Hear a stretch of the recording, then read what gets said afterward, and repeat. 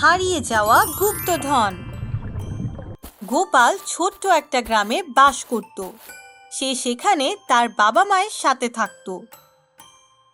সে পড়াশোনায় অনেক ভালো ছিল এবং তার নতুন নতুন জিনিস আবিষ্কার করতে অনেক ভালো লাগতো। সে মাঝে মাঝেই তার ঘরের পুরনো জিনিস দিয়ে নতুন নতুন জিনিস বানিয়ে ফেলতো। সে স্কুলের বিজ্ঞান প্রতিযোগিতায় সব সময় প্রথম পুরস্কার পেত, কিন্তু তার এই অভ্যাসের কারণে তার বাবা অনেক রাগ করত। আরে গোপাল বাবা, এসব আবিষ্কার করা বন্ধ করে দাও। তোমার এসব কাজের জন্য আমার কাছে অত টাকা নেই। এমনভাবে পড়াশোনা করো যাতে ভবিষ্যতে কোনো চাকরি পাও। কি বাবা, তুমি তো সবসময় রাগ করো। দেখে নিও, একদিন আমি এমন কিছু আবিষ্কার করব যা দেখে তুমি অনেক খুশি হবে আর অনেক টাকাও পাবো। অবশ্যই এমন হবে। আমার ছেলে কত পরিশ্রম করে, তুমি তো এমনিতেই রাগ করো। আজকাল বাচ্চারা অনেক বুদ্ধিমান, দেখে নিও ও যা বলছে একদিন করেই দেখাবে। একদিন গোপাল যখন তার স্কুল থেকে ফিরে আসছিল, তখন সে দেখতে পায় গ্রামে পুকুরের পাশে অনেক মানুষ দাঁড়িয়ে আছে। গোপাল কাছে গিয়ে সেখানে সরকারি লোক ও অনেক গাড়ি দেখতে পায় এবং তারা প্রত্নতান্ত্রিক বিভাগ থেকে এসেছে।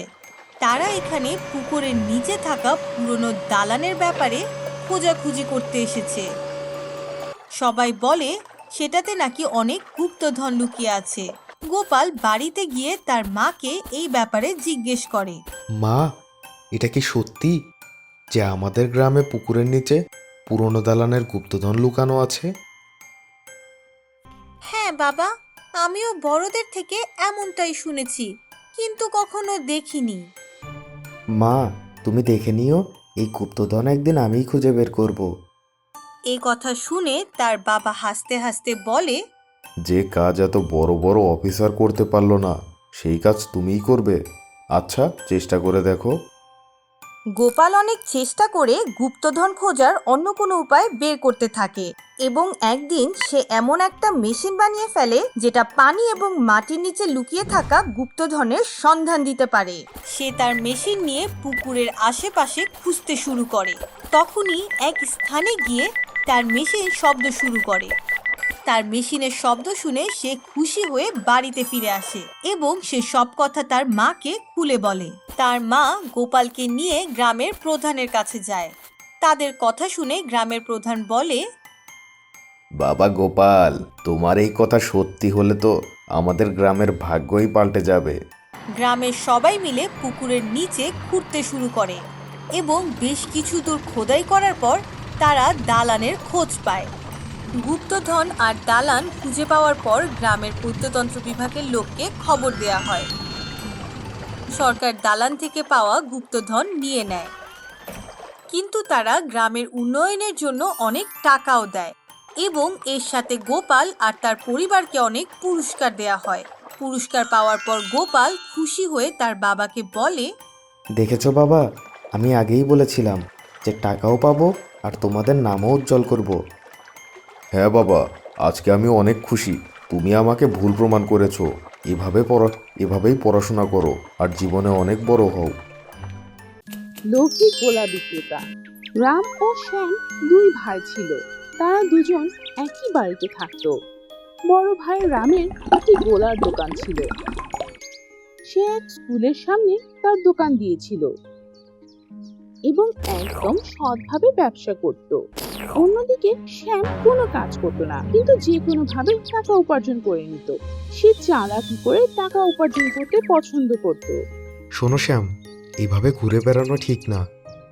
সততার সাথে কোনো কাজ করো, তাহলেই তুমি সফল হতে পারবে। আরে ভাইয়া, তুমি শুধু সারাদিন সততার ভাষণ দাও। কি পেয়েছো কি তুমি সততার সাথে ব্যবসা করে? কিন্তু আমাকে দেখো, ইচ্ছে করলেই চুটকি মেরে উপার্জন করতে পারি। অনেক অনেক টাকা আছে আমার। হা হা হা হা। এভাবে তো তুই অনেক টাকা উপার্জন করতে পারবি, কিন্তু তুই কখনো খুশি থাকতে পারবি না ভাই। এ কথা বলেই সে তার দোকানের কাছে যায়। তখনই স্কুল ছুটি হয় আর অনেক ছেলে মেয়েরা গোলা কিনতে তার দোকানে আসে। ভাইয়া ভাইয়া, আমাকে লাল গোলা দিন। আমাকে হলুদটা দিন। ভাইয়া আমাকে কালো গোলা দিন। হ্যাঁ হ্যাঁ, দিচ্ছি দিচ্ছি, তোমরা যা চাইবে তাই দেব। রাম বেশিরভাগ সময় গোলা বানানোর জন্য ভালো কোয়ালিটির জুস কিনতো, কখনোই খারাপ কোয়ালিটির জুস কিনতো না। তাই তার গোলা অনেক স্বাস্থ্যকর ছিল। কিন্তু একদিন হঠাৎ তার কাছে একটি কল আসে। তার মা অনেক অসুস্থ ছিল, তাই সে সব কাজ তার ছোট ভাইকে দিয়ে গ্রামে যাওয়ার কথা ভাবে। শ্যাম শোন, মা একটু অসুস্থ হয়ে পড়েছে, তাই আমি গ্রামে যাচ্ছি। তুই আমার দোকান দেখিস, নয়তো আবার ব্যবসা বন্ধ হয়ে যাবে। আর হ্যাঁ, আরেকটা কথা, যদি গোলার জুস শেষ হয়ে যায় তাহলে সব সময় ভালো কোয়ালিটির জুস কিনবি। মার্কেটে অনেক কম দামি জিনিসও পাওয়া যায়, কিন্তু সেগুলোতে কেমিক্যাল থাকে, এতে বাচ্চারাও অসুস্থ হয়ে যেতে পারে। ঠিক আছে? আরে আচ্ছা ভাই, তুমি মায়ের খেয়াল রেখো, আমি দোকান সামলে নেব। এভাবেই শ্যাম দোকান চালাতে থাকে। কিন্তু যখন জুস শেষ হয়ে যায়, সে বাজারে গিয়ে কম দামি জুস কিনে আনে। আরে কম দামে জুস কিনলেই তো আমার অনেক লাভ হবে। আমার ভাই একদম বোকা। এ কথা ভেবে সে কেমিক্যাল মিশ্রিত জুস কম দামে নিয়ে আসে এবং সেগুলো দিয়ে দোকানে গোলা বিক্রি করতে শুরু করে। অনেক বাচ্চা এসে গোলা খেতে থাকে, কিন্তু পরদিন কেউ আসে না। যখন স্কুল ছুটি হয় তখন একটি মেয়ে আসে এবং শ্যাম তাকে জিজ্ঞেস করে, এই মেয়ে, তোমার বন্ধুরা কোথায়? কাউকে দেখতে পাচ্ছি না কেন? গতকাল যারা আপনার থেকে গোলা খেয়েছিল সবাই অসুস্থ হয়ে পড়েছে, সবাই হাসপাতালে ভর্তি হয়েছে, সবাই এখন আপনার উপর অনেক রাগ করেছে। তখন স্কুলের প্রিন্সিপাল এবং কিছু লোক এসে শ্যামকে কেমিক্যাল মিশানো গোলা খাওয়ানোর জন্য অনেক মারধর করে। এরপর শ্যাম ভুল বুঝতে পেরে ক্ষমা চায়। এভাবেই লোভী ব্যবসায়ী শ্যাম উচিত শিক্ষা পায়। এক গ্রামে মানি নামের এক ছেলে তার মায়ের সাথে বাস করত। তার বাবা মারা গিয়েছিল। তারা অনেক গরিব ছিল। তারা গ্রামের পাশে একটি ছোট্ট কুঁড়ে ঘরে থাকতো। মানির মা লোকজনদের কাপড় সেলাই করে নিজের সংসার চালাতো। মানি পড়াশোনায় অনেক ভালো ছিল, কিন্তু বাবা মারা যাবার পর তার পড়াশোনা বাদ দিয়ে দিতে হয়। একদিন মানি তার মাকে বলে, মা, গ্রামের বাইরে যে মেলা হচ্ছে, আমি কি সেখানে ঘুরে আসবো? আমি কিছুই কিনবো না, শুধু ঘুরেই চলে আসবো। মানির কথা শুনে তার মা উঠে ভেতরে যায় এবং সিন্দুক থেকে 5টি পয়সা বের করে মানিকে দেয়। এই 5টি পয়সা রাখো বাবা, মেলায় যা পছন্দ হবে কিনে নিস। আর হ্যাঁ, আমি যে তোর জন্য নতুন শার্ট বানিয়েছি সেটা পরে যাস। মানি অনেক খুশি হয়ে তার রঙিন শার্ট পরে মেলায় ঘুরতে চলে যায়। মা তাকে রাস্তায় খাবার জন্য কিছু রুটি দিয়ে দিয়েছিল। রং বেরঙের কাপড়ে তাকে অনেক সুন্দর দেখাচ্ছিল এবং সে মেলায় গিয়ে অনেক খুশি হয়। তার সব বন্ধুরা বিভিন্ন খেলনা কিনছিল, কিন্তু মানি তার টাকা দিয়ে মায়ের সেলাইয়ের জন্য কিছু জিনিস কিনে। দোকানদার মানিকে জিনিস দেওয়ার সময় বলে, এই নাও বাবা তোমার জিনিস, 4 পয়সা হয়েছে এগুলোর জন্য। মানি তার সব জিনিস নিয়ে 4 পয়সা দোকানদারকে দিয়ে দেয়। মানি যখনই সেখান থেকে চলে যাচ্ছিল তখনই সেখানে থাকা 5টি মাটির মুরগি দেখতে পায়। কাকা কাকা, এই 5টি মুরগির মূর্তির দাম কত? কিসের মুরগি? আচ্ছা, এগুলো? আরে বাবা, এগুলো তো অনেক বছর যাবত এভাবেই পড়ে আছে আমার কাছে। যদি তোমার পছন্দ হয় তাহলে আমি 1 পয়সাতেই সবগুলো মুরগি দিয়ে দেব। মানি তার কাছে থাকা শেষ পয়সাটি দিয়ে মুরগির মূর্তিগুলো কিনে নেয় এবং সেগুলো নিয়ে গ্রামের দিকে ফিরে যেতে থাকে। রাস্তায় যখন তার খিদে লাগে তখন সে একটি গাছের নিচে বসে রুটি খেতে শুরু করে। তখনই হঠাৎ সে শব্দ শুনতে পায়। আশেপাশে তাকিয়ে দেখে সে অবাক হয়ে যায়। তার 5টি মুরগির মূর্তির বদলে সত্যিকারের মুরগি দাঁড়িয়ে আছে। মানিকে ভয় পেতে দেখে একটি মুরগি বলে, তোমাকে অনেক অনেক ধন্যবাদ। আমরা 5 জন জাদুর মুরগি অভিশাপের কারণে মাটির হয়ে গিয়েছিলাম, কিন্তু তুমি অনেক সৎ ছেলে হবার কারণে আমরা আবার আগের মতো হয়ে গিয়েছি। মানি সেই 5টি মুরগি নিয়ে তার বাড়িতে ফিরে যায় এবং তার মাকে সব খুলে বলে। মানি এবং তার মা সেই মুরগিগুলোর অনেক যত্ন নেয়। একদিন 5টি মুরগি একসাথে মানি ও তার মায়ের কাছে আসে। তাদের মাঝে একটি মুরগি মানিকে বলে, মানি, তুমি আর তোমার মা আমাদের অনেক যত্ন নিয়েছো। আমাদের যাবার সময় হয়ে গেছে, কিন্তু যাবার আগে আমরা তোমাকে কিছু দিয়ে যেতে চাই। মুরগি একথা বলতেই মানির কুঁড়ে ঘর একটি বিল্ডিং হয়ে যায় এবং তার ঘরের বাইরে বিভিন্ন পশু পাখি দাঁড়িয়েছিল এবং তাদের একটি ঘর সোনা, টাকা আর হীরায় পূর্ণ ছিল। মানি এবং তার মা হাত জোর করে মুরগিগুলোকে ধন্যবাদ জানায়। তারা ধন্যবাদ দিতেই মুরগিগুলো উধাও হয়ে যায়। মানির মা সেই টাকা দিয়ে মানিকে একটি ভালো স্কুলে ভর্তি করায়। এরপর মানি এবং তার মা সুখে দিন কাটাতে থাকে। জাদুর টাকার টিভি। এক গ্রামে মুকুল নামের এক ইলেকট্রিশিয়ান থাকতো। সে তার মা কমলা এবং স্ত্রী রানীর সাথে বাস করত। সে অনেক ভালোভাবে টিভি, ব্লেন্ডার, ওয়াশিং মেশিন সবকিছু ঠিক করতে পারত। বাজারে তার একটি দোকানও ছিল। এভাবেই তার সংসার চলতো। কিন্তু তার একটি চিন্তা ছিল, তার মা এবং স্ত্রী সব সময় ঝগড়া করত। সারা দিন তারা তর্ক করতেই থাকতো। আরে মুকুল, সামলা তোর স্ত্রীকে। 3 জনের জন্য খাবার রান্না করতে কয় ঘন্টা লাগে রে? তোর স্ত্রী আসলে একটা কাজ চোর। আরে মা, আপনি তো কোনো কাজ করেন না, সারাদিন তো খান আর ঘুমান। কাজের বোঝেনটা কি? দেখেছিস তুই, তোর সামনে কি সব বলে যাচ্ছে আর তুই কিছুই বলছিস না। এই অপদার্থ ছেলে আমার কপাল পুড়িয়ে দিল। এসব শুনে মুকুল সেখান থেকে তার দোকানে চলে যায় এবং একটি টিভি ঠিক করতে শুরু করে। যখন সে টিভি ঠিক করার জন্য খুলে ফেলে, তখন হঠাৎ এক দেবী সেখানে আসে।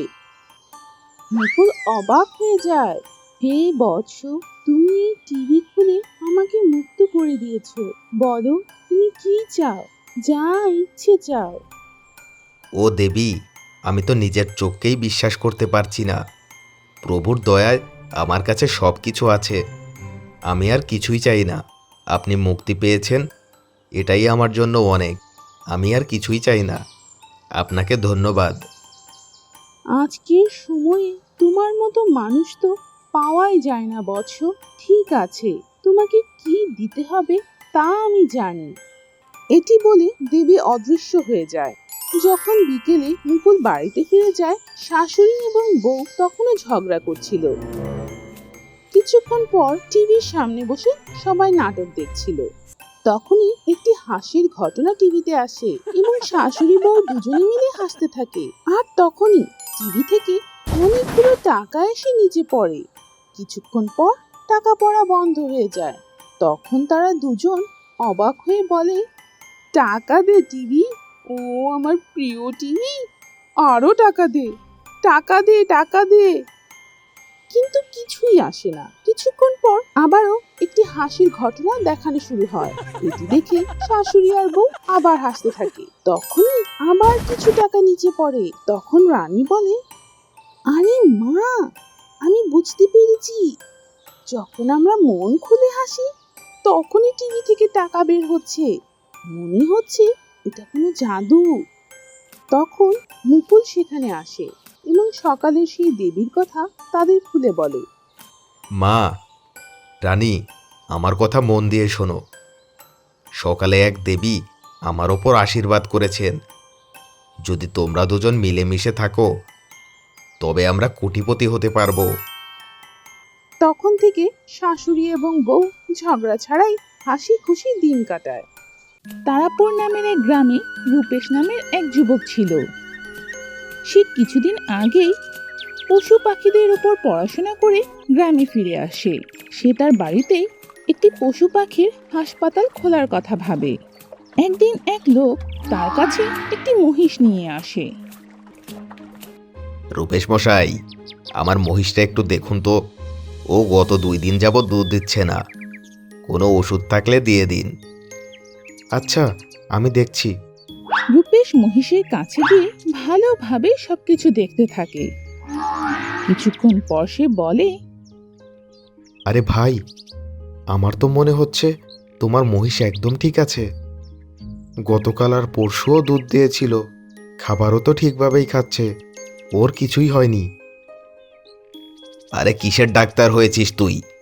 যদি চিকিৎসা না করতে পারিস তাহলে বলে দে, আমার ভুল হয়েছে তোর কাছে আমার মহিষ নিয়ে এসে। তখন হঠাৎ রূপেশ মহিষের আওয়াজ শুনতে পায় এবং তার ভাষা বুঝতে পারে। আপনি একদম ঠিক বলছেন ডাক্তার সাহেব, আমি একদম ঠিক আছি। ওনার স্ত্রী ওনাকে না জানিয়ে আমার সব দুধ লুকিয়ে লুকিয়ে বাজারে বিক্রি করে দিয়েছে, উনি তো এটা জানেনই না। তখন রূপেশ বলে, আরে ও ভাই, আমি এখনই আপনার মহিষের কথা শুনেছি, ও একদম সুস্থ আছে। সব ভুল তোমার স্ত্রীর, সে সব দুধ তোমাকে না বলেই বিক্রি করে দিয়েছে। আরে যা, আমাকে পাগল ভাবিস নাকি? তুই একটা পাগল, এসেছে মহিষের কথা বুঝনেওয়ালা। কিন্তু তখনই মহিষ বুঝে ফেলে যে ডাক্তার তার কথা বুঝতে পেরেছে।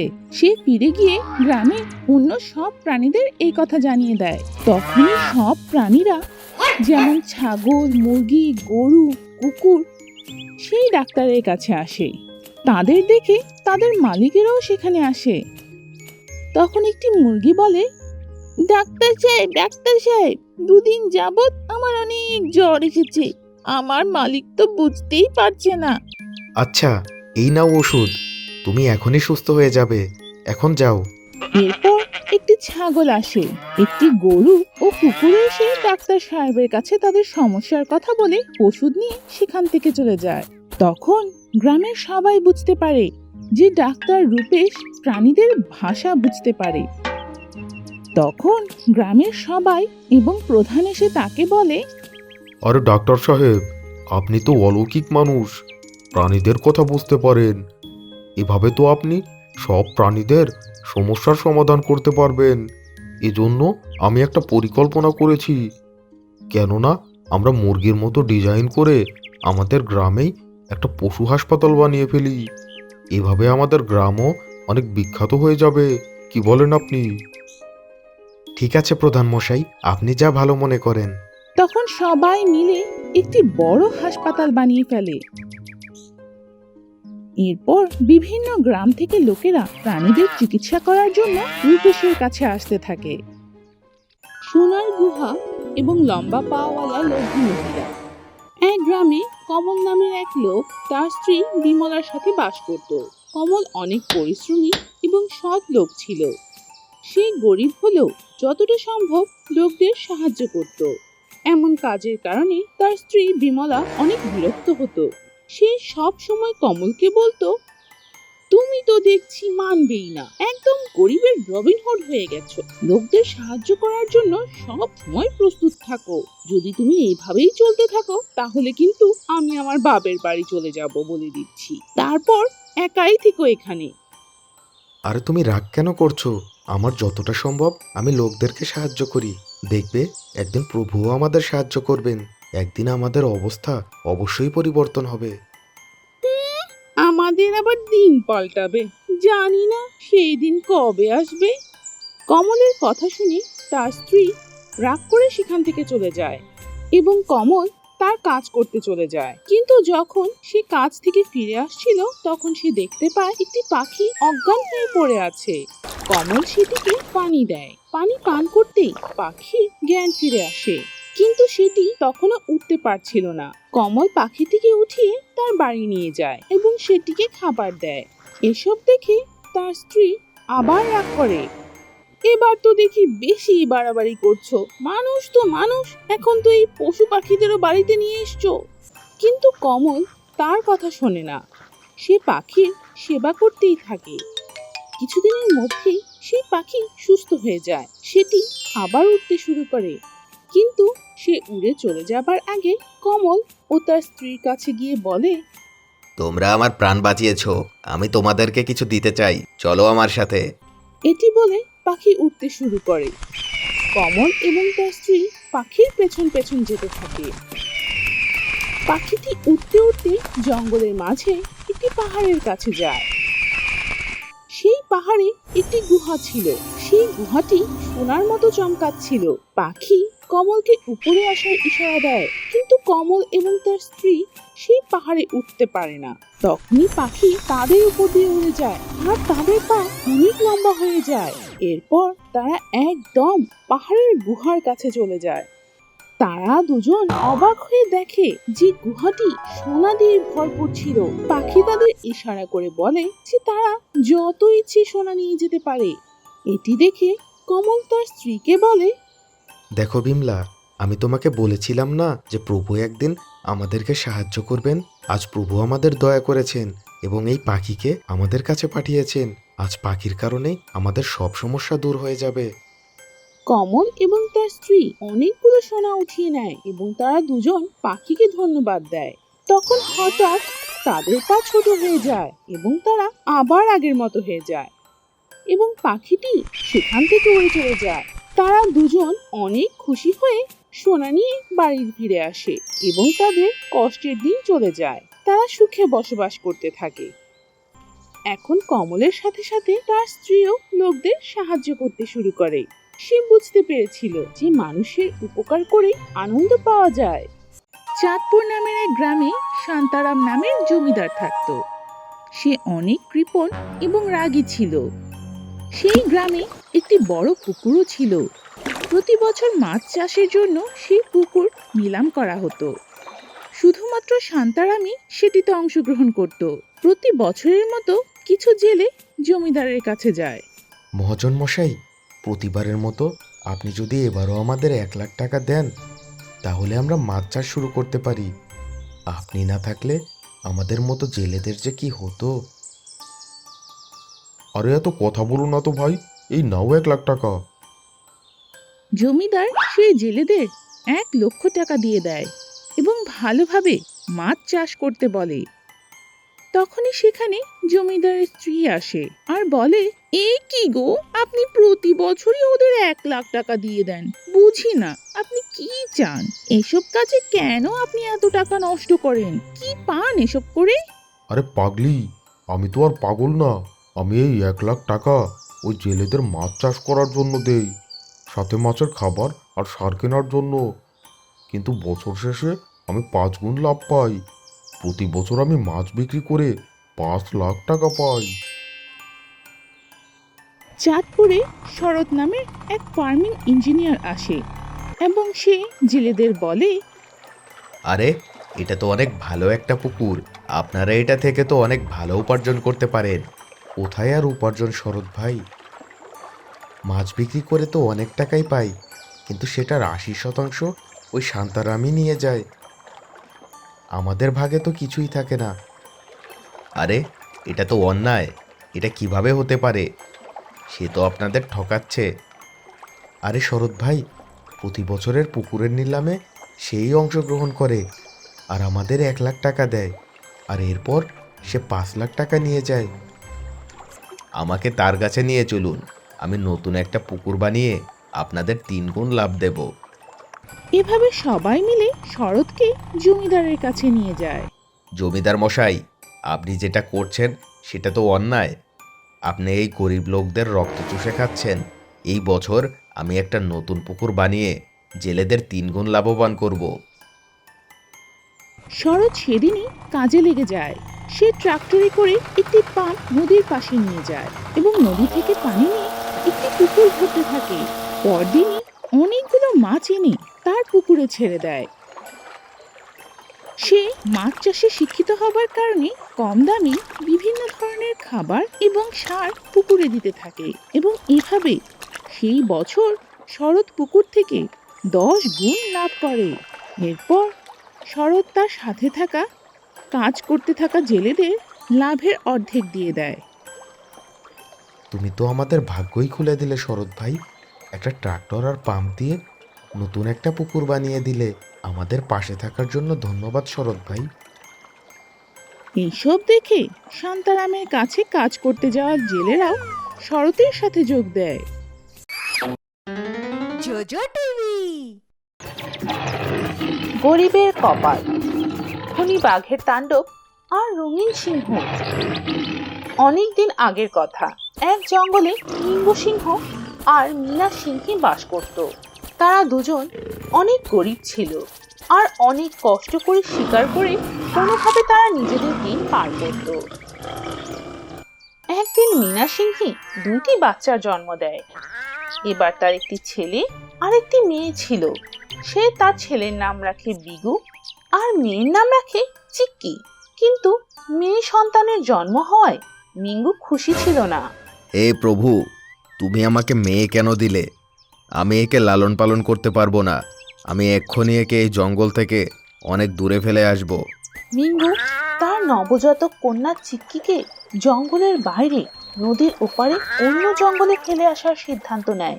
তাই সে সেইখানে তার মেয়েকে রেখে ফিরে আসে।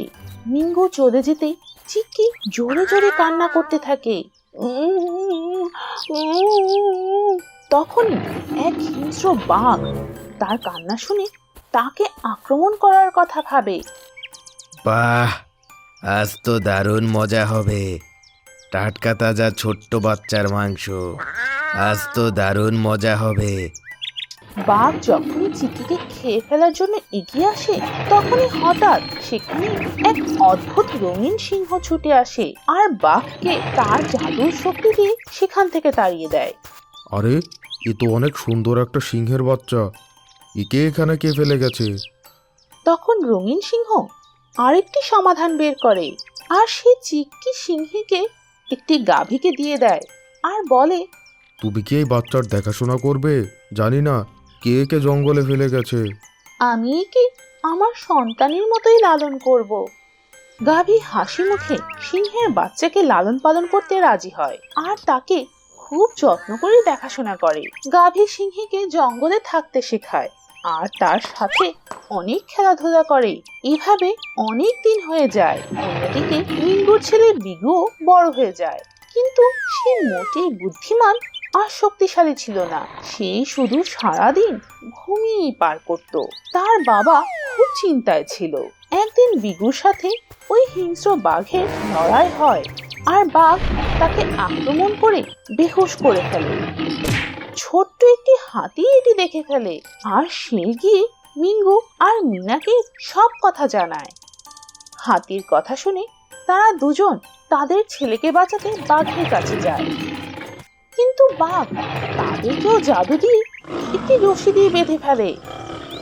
তখন এমন সময় চিক্কি সিংহী নদীর পার দিয়ে যাচ্ছিল আর এই সব তার চোখে পড়ে।